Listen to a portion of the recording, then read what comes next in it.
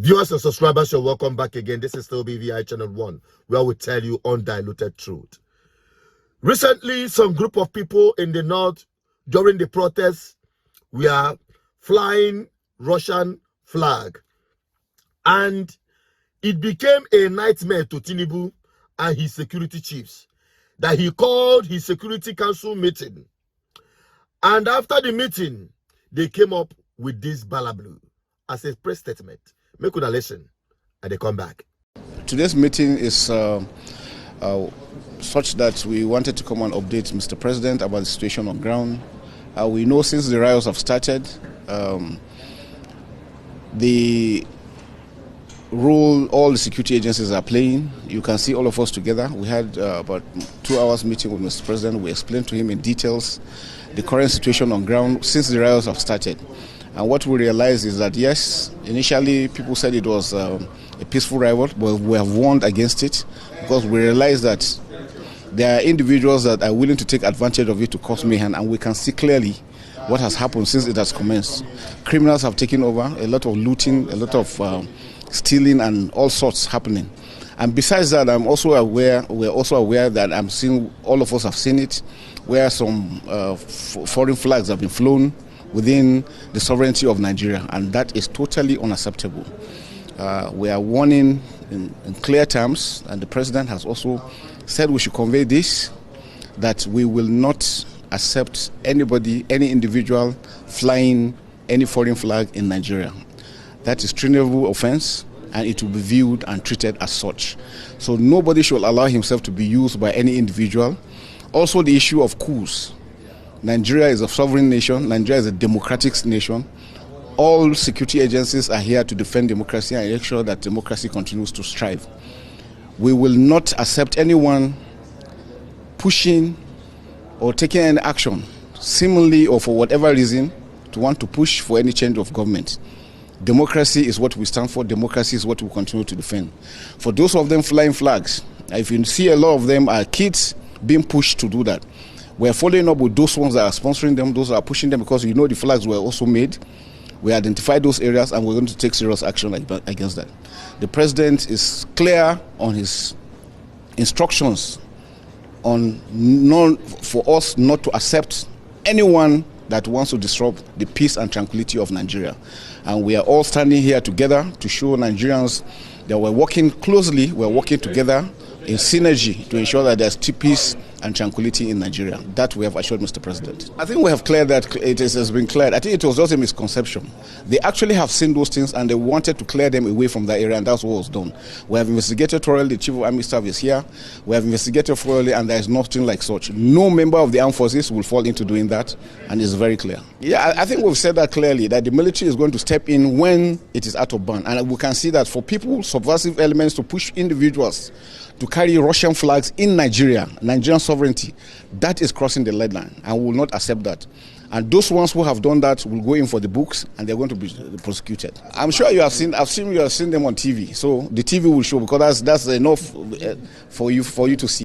Good, wonderful, Mr. Chief of Army Staff. I want to tell you one thing: that there is no peace and tranquility in Nigeria as it is, when there is no food security in this country. You don't know that the kind of hardship Nigerian people are going through is a security threat already. Is a national security threat triggered by the same government. You are talking about peace and tranquility. How will you tell thousands of people, Nigerians, in different dungeons under the captivity of kidnappers as we speak? How do you explain peace and tranquility to them? To those communities that have been ransacked by armed Fulani herdsmen, that they couldn't afford to go to their farms and cultivate, which had cost the high price in food, which has triggered the food crisis in Nigeria. This is what I call the real security threat. How do you explain peace and tranquility to these people?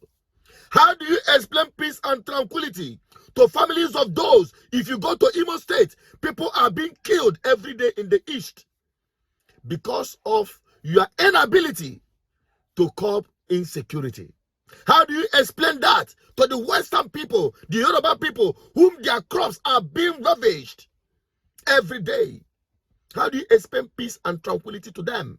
A hungry man is an angry man. Only triggered by this government because of their insensitivity. You're talking about peace and tranquility. Now let us address this issue of Russian flag, because that becomes your concern. Despite the various voices echoing loud what the protest is all about, your problem is Russian flag. Let us now deal with Russian flag.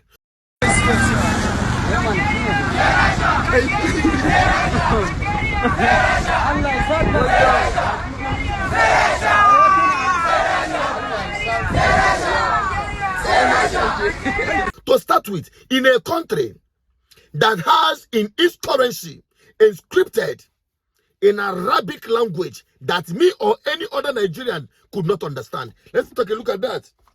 If you go to Nigerian currency, what is this? Who can explain this thing? Nobody. I can't read it. I don't understand it. But it is in all Nigerian currency. And you are talking about Russian flag, while you are using a currency inscripted in a language that is not associated in any way with Nigeria. What is the position of this country? Are you truly a sovereign country if that is the case? If you are saying that these people have committed treason, how do you explain a government that murdered and drenched the blood of their youths in their own Nigerian flag during NSAS protest? How do you explain that to them? How do you explain that to them? Who committed more treason? Is it the Nigerian people who chose to carry the Nigerian flag during protest? Now today, they believed that they could hide under the flag of Russia, as their own perception might told them. And I must say, critically, you must understand also, it is good man that begas how are you. Something gives birth to something. After what happened in some parts of African country close to the northern Nigeria, they have seen how the Russian people have been parleying with some of these countries that have been taken over by the military in the recent coup. And you can also hear them chanting that the military should take over from this government.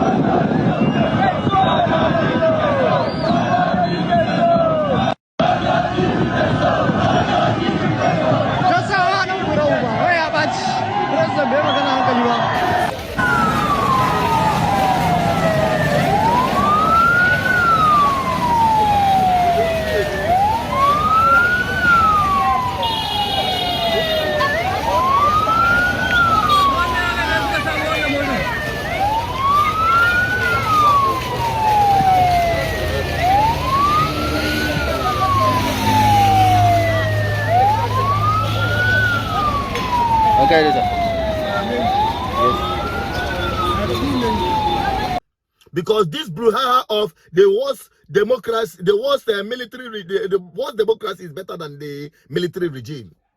That is what we are told. But what we have today in Nigeria is far worse than military regime. We are practicing kakistocracy, or whatever they call it. We are practicing a kind of what I cannot explain in the name of a government.